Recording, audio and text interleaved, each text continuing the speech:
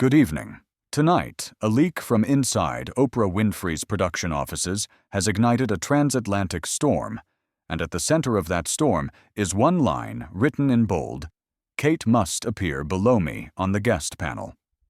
Tonight, we walk you through how a single internal request and the documents that followed it set off one of the most consequential media spats of the year. According to multiple insiders who spoke to production staff, an internal memo circulated during early talks for a televised roundtable on female leadership was quietly leaked. The memo, timestamped several months earlier, reportedly included a list of demands attributed to Meghan Markle, and that 10-word line became the detonator. Producers who had been assembling a lineup of global figures, including, reportedly, Michelle Obama, Melinda French Gates, and Malala Yousafzai, say the project was never intended to be a royal-centric event. Meghan, added late by her team's suggestion, allegedly arrived with conditions the production had not anticipated. Within hours of the memo surfacing, another document did too, a glossy pitch deck circulated by Meghan's PR team and titled "Repositioning the Modern Monarchy, Meghan's Narrative of Influence." The deck, sources say, was visually polished and strategically ambitious. It proposed a promotional architecture built around Meghan's voice, suggested a cold open featuring her narration, and most strikingly included a slide that in plain terms urged positioning the Duchess of Sussex as a global figurehead, in a way that would, by implication, and in one line, name the Princess of Wales as the traditional archetype to be surpassed. Producers who have worked with presidents and global icons told our desk they had never received material like this. "We've had big personalities, creative demands," Ego1 senior producer said, "but never a deck that reads like a media roadmap to redraw a public institution." The reaction inside Oprah's shop, according to those same sources, was immediate concern about optics and mission. Then came audio. An anonymous file arrived in the inbox of a senior producer at OWN. The voice, the producer said, was unmistakable. In the clip, which has been described to us by two separate staffers, the speaker insisted plainly and without qualification that if she was in the room, she would be the center of attention. No side-by-side, no equal screen time, the recording allegedly stated. That clip, combined with subsequent voicemail material reported to have been left on a stylist's phone, a short, emotional message that included the phrase, "If they side with Kate, we go nuclear amplified internal alarm." Faced with memo scans, a pitch deck, and audio files that began to circulate inside and outside the network, OWN's leadership moved quickly. Sources say Oprah convened an emergency call with senior producers and advised a halt to active planning while the team assessed reputational risk. "Pull the plug," one insider recalls of the direction, given that morning, a phrase later echoed in industry chatter. But the story did not stop at production decisions. Kensington Palace, which had remained publicly silent in the earliest days of the controversy, took a measured step that morning, quietly posting a new initiative tied to the Princess of Wales' mental health work, listed as a collaboration with OWN. The timing, reporters noted, appeared far from coincidental. Within hours, public hashtags and editorial columns exploded with interpretations. Was this a coincidence, a strategic pivot, or a messaging countermove? Behind-the-scenes, sources report escalating pressure on all sides. Meghan's representatives continued to send wardrobe notes, camera preferences, and suggested talking points, even as the network froze negotiations. Meanwhile, the leak trail continued. Copies of the deck and fragments of audio found their way to blogs, and tabloid inboxes and social media began to consign the episode to a new combustible narrative about control, image, and influence. This is where tonight's story becomes more than a production dispute. For the players involved, the debate is about who controls the frame, literally and figuratively, in an era where visual placement can translate into narrative power. In the next part, we examine how key third-party figures entered the fray, and why one phone call from a former First Lady accelerated the collapse of planned collaborations. Continuing from our previous report, the leak that began inside a production office quickly became a test of alliances' influence and reputations. In this phase, outside figures, some with unmatched moral authority, stepped into the story and helped turn what looked like a volatile media skirmish into a decisive reputational moment. The result by the end of the week was striking. The optics shifted, and the figure who had been targeted by that original demand emerged steadier, not diminished. Within 48 hours of the memo and audio clips surfacing, a cascade of leaks and countermoves changed the scoreboard. First came a private call that by all accounts altered the calculations of several high-level players. According to multiple industry sources, Michelle Obama, whose name had been invoked in pitch materials and tabloid spin, personally intervened. A confidential phone call was placed to Meghan's camp after a tabloid story falsely suggested Michelle's endorsement of a joint initiative. The message was blunt. As those present later described it, Michelle made clear she would not be used to validate a narrative she had not authorized. That direct intervention had immediate consequences. A planned feature and a high-visibility collaboration that had been rumored in entertainment circles were quietly shelved. One magazine editor chose to drop a profile piece. A streaming board that had been in early talks with Meghan sent a terse rejection after a last-minute review. The dominoes fell fast because in the world of high-stakes visibility, credibility is currency, and Michelle's refusal to be leveraged drained the momentum from the proposed campaign. Meanwhile, inside Oprah's network, another pressure point emerged. A former associate producer, identified only as a one-time insider, went on a late-night podcast and described the broader strategy she'd seen in pre-production meetings. Her comments suggested the interview discussions were part of a more ambitious plan, a multi-platform repositioning campaign designed to recenter public perception. She described slide decks, whiteboard sessions, and framing strategies that read like a media playbook aimed at reshaping institutional narratives. Those revelations intensified scrutiny on the memo and the audio clips, and they amplified one emerging reality: the network did not want to be complicit in a campaign to reframe a public institution. Ownership of the story shifted again when a previously private text message dated March 5, 2024, leaked from a legal handoff. The message, cold, concise, and calculated, read in essence that a legacy could be reshaped with the right lens, the right lighting, and the right cut. That line, once public, allowed critics to re-examine past promotional materials and event footage for patterns. Editors, commentators, and social feeds began to parse old clips, cropping audio levels and promo sequencing. The cumulative effect painted a portrait of image management rather than an organic public narrative.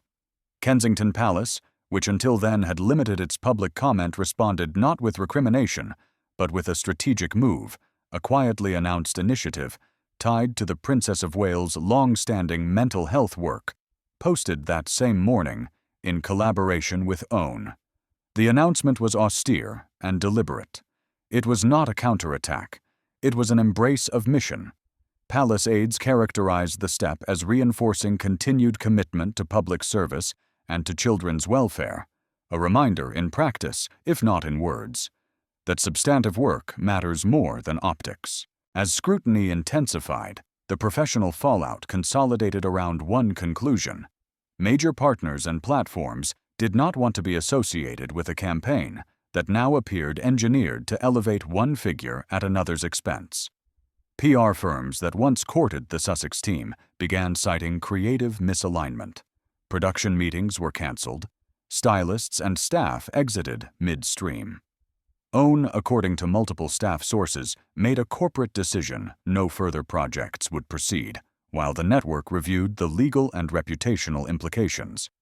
Oprah, who had presided over the original Sussex interview that reshaped public conversation years earlier, was reported to have told senior staff to step back to protect the network's editorial mission. What this phase made clear is that in modern public life, authority and influence are porous. They flow through endorsements, partnerships, and institutional choices. When those channels close, when public figures with gravitas decline to be leveraged, When a broadcaster withdraws its platform, the power of a planned narrative collapses. In that collapse, the Princess of Wales, who had not entered the fray with an attack, found herself in a different position, unshakable in the face of spectacle, her work amplified by contrast. In the next installment, we will trace the material evidence that confirmed the memo's provenance, and how a handwritten note and subsequent scans forced everyone to reckon with the truth of what had been requested. That revelation, and the press reaction that followed, would set the final phase we now know as the turning point. What began as rumor hardened into evidence, document scans and internal confirmations that forced a reckoning inside newsrooms and boardrooms alike. Tonight, we lay out that material trail and explain why it crystallized the narrative and why the Princess of Wales ultimately emerged vindicated. First, the handwritten note. A scanned image circulated on niche entertainment sites, grainy at first glance, but with a phrase that matched earlier leaks almost word for word: "Kate must appear below me." Production insiders told our desk that the stationery and watermark matched internal correspondence, and that a handwriting analysis, according to sources with access to the files, aligned with letters sent from Meghan's team in the same time frame. An aide tied to the production confirmed via a now-deleted social post that the memo had indeed existed inside OWN's planning folders. With that confirmation, the story ceased to be mere speculation and became a traceable sequence of requests. Next came corroborating materials, a second memo.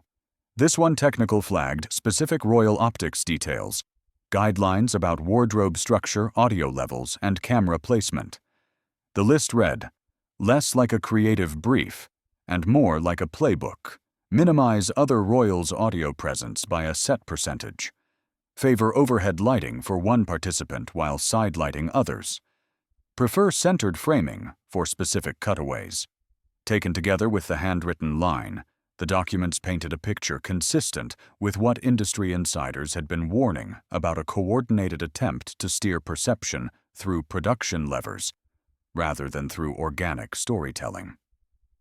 The press reaction was immediate and unrelenting. Broadside headlines and analytical columns dissected not only the documents themselves, but also the larger implications for public institutions and media ethics. Tabloids framed it as demand and drama. More measured outlets ran op-eds asking whether influence should be wielded by curated optics or by quiet service.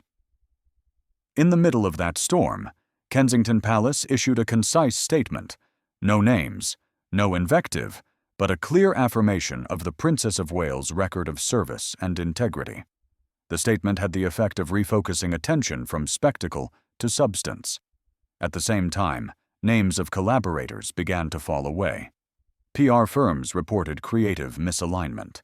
A magazine feature that had been scheduled was quietly abandoned. A streaming platform that had shown interest issued a curt decline.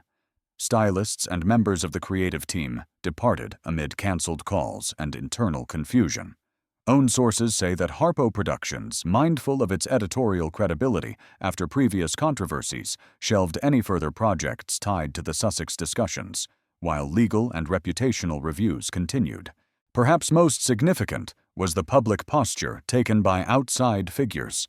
A senior stateswoman, contacted without consent and then misrepresented in a tabloid piece, spoke firmly through her circle. She would not be used to validate a narrative she had not endorsed. That refusal, described by insiders as decisive, drained momentum from proposed collaborations and signaled to corporate partners that the risk-reward calculus had shifted.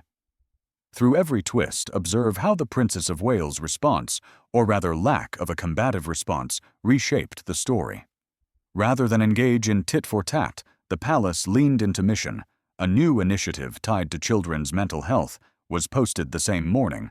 The scandal intensified, framed as cooperation with a media partner, yet focused squarely on public service. The juxtaposition was stark, one camp scrambling to manage optics, another reinforcing long-standing work. When the dust settled from this phase, the balance had shifted. Leaks and scanned pages had exposed an attempted media maneuver, Public figures declined to be complicit. Platforms and partners backed away. In the court of public perception, restraint and continued service had outpaced spectacle. The Princess of Wales, not through confrontation, but through steadiness and institutional support, had weathered the storm and emerged for now with her position strengthened. In the next part, we will examine the legal and commercial fallout in greater detail, the firms that distanced themselves, the contracts reevaluated, and what this all means for future high-profile media projects. Picking up from the evidence phase tonight, we move into the hard consequences, legal reviews, commercial pullbacks, and the quiet unraveling of a media campaign that had aimed to reshape public perception. What began as a production dispute evolved into a corporate liability conversation, and the reverberations were swift. Within days of the documented leaks, the memo, the pitch deck, and the audio files counsel teams on multiple sides began triaging risk. According to people briefed on the matter, lawyers for the network and outside legal advisors were asked to review contracts, release language, and indemnity clauses. The concern was not only reputational, it was contractual. Could a broadcaster be party to a packaged campaign that explicitly sought to reposition an institution?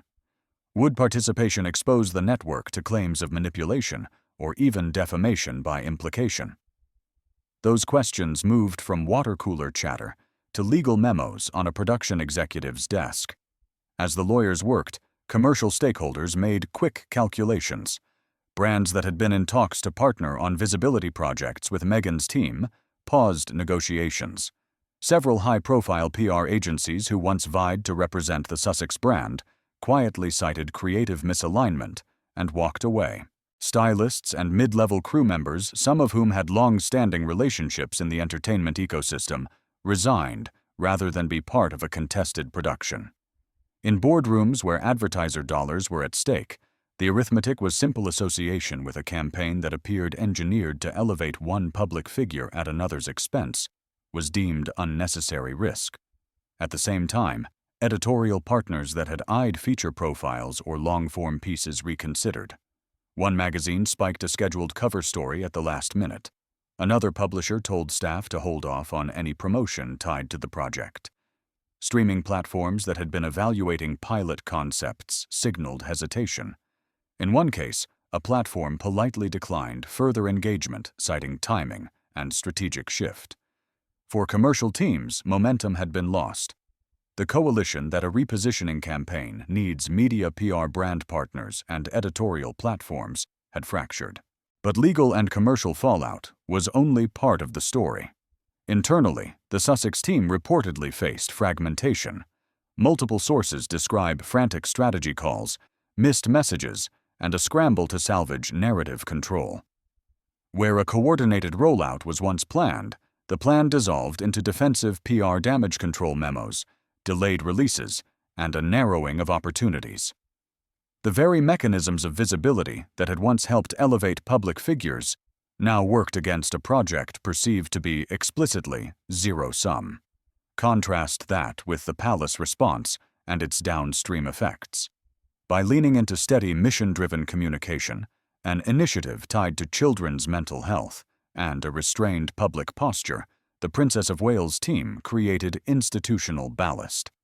Partners and patrons who care about sustained public service found a clear non-combative line to support. Where spectacle invited volatility, steady commitment attracted continuity. That juxtaposition mattered to corporate sponsors, to charitable partners, and to a public fatigued by performative contests. Perhaps the most consequential outcome was reputational. The narrative frame shifted from who demanded what to who upheld what. In commercial terms, integrity became a deciding metric. In the final weeks of the fallout, agents, publishers, and non-profits all made choices that favored sustained institutional credibility over flash. The Princess of Wales, by not entering the public feud and by foregrounding work, benefited from that realignment. Meanwhile, the team behind the leaked materials found itself negotiating from a diminished position. In short, The legal cautions, the brand withdrawals, and the editorial cold shoulder combined to make the repositioning strategy unworkable. What had been pitched as a bold reimagining anchored in production tricks and framing collapsed under scrutiny. The result was a reversal. Media platforms and senior figures who might once have offered a stage chose instead to step back, and the measured service-oriented posture of the palace reasserted itself as the safer, more sustainable option. In our final part, we will lay out the long view, what this episode means for future high-profile media projects, for the mechanics of image-making in the digital era, and for the reputations of the principal actors involved. Tonight's final bulletin: the dust has settled the memos, and audio clips have been archived, and the fallout is neither theatrical nor simple, it's structural. What seemed at first like a row over seating placement became a case study in influence, institutional resilience, and the limits of media engineering. And when the balance sheet is written, one truth stands out: restraint and sustained public service outlast spectacle. In the weeks that followed, the leak's corporate and legal breaks did their work. Harpo and Own conducted internal reviews, legal teams vetted language, contracts were reopened, and clauses scrutinized. The practical effect was immediate. Projects that had potential for scale were paused, then quietly abandoned. Brand partners who had once courted association with a high-profile visibility campaign recalculated risk and stepped back.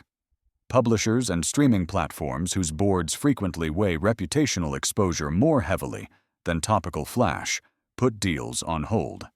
Those commercial decisions taken together erased the infrastructure that a repositioning campaign would have required. What also shifted was the tone of public discourse. Early outrage gave way to questions about methods. When does narrative curation cross into manipulation? Commentators who had cheered candid disclosures began to ask whether orchestrated optics should carry the same moral weight as grassroots advocacy. In newsroom letters and op-eds, the central critique was consistent: the means matter as much as the message. Meanwhile, the Princess of Wales team leaned into institutional continuity. The initiative posted by Kensington Palace in the early days of the controversy, a project focused on childhood mental health and schools, became a concrete example of work that requires time, partners, and patience. Donors and charities that prize consistent engagement took notice. Where spectacle invites controversy, programs with metrics, partners, and measurable outcomes attract long-term support. That contrast, more than any headline, defined the reputational gap. There were personal repercussions as well. The Sussex team, which had mobilized a raft of PR strategies and creative plays, found its options narrower than before. Advisors shifted tone from bold rollout to containment. Opportunities that once seemed near-term evaporated. Staff churn and public withdrawals left fewer channels to project a centralizing narrative. The attempt to reframe an institution, not by policy or service, but by framing and placement, collided with an ecosystem that rewards authenticity and punishes perceived calculation. For Oprah's network, the episode was a test in editorial stewardship. The decision to halt production, to convene legal counsel, and to issue measured public statements reflected a calculus about credibility. Networks live or die by trust of guests, of audiences, and of advertisers. By stepping back, Own signaled that editorial responsibility would trump sensational exclusives. That decision cost potential access in the short term, but it preserved a track record that advertisers and partners value. There are broader lessons here for media in the digital age. First, visibility is not the same as legitimacy. High-profile placement can amplify a voice, but legitimacy accrues through verified partnerships, transparent intent, and demonstrable outcomes. Second, platforms and partners serve as gatekeepers. When they choose not to participate, a campaign's reach is materially constrained. Third, the public response to perceived manipulation is swift and sustaining. Once trust phrase, recovery requires more than statements. It requires sustained, verifiable work. Finally, consider the human element. Public life is a contest of narratives, and narratives are fragile. The episode showed how a single line on a memo can trigger a cascade that affects careers, projects, and reputations. It also showed how restraint, the choice to answer with steadiness rather than spectacle, can undercut a more aggressive playbook. In the end, the Princess of Wales did not need to strike back. She strengthened her position by continuing the work that had defined her public role. The result was a quiet vindication of institutional durability over mediated maneuvers. As the story recedes into the background of daily headlines, its structural effects will linger. Media teams will be more cautious, legal departments more thorough, and brand partners more conservative about association. For the principal actors, reputations have been recalibrated, some diminished by the attempt to engineer influence, others reinforced by measured, mission-driven responses. That is the sign-off tonight, an episode that began with a demand about placement, concluded as a lesson about placement of trust, where it is earned, how it is maintained, and why, in the long view, steadiness often prevails over spectacle. Good night.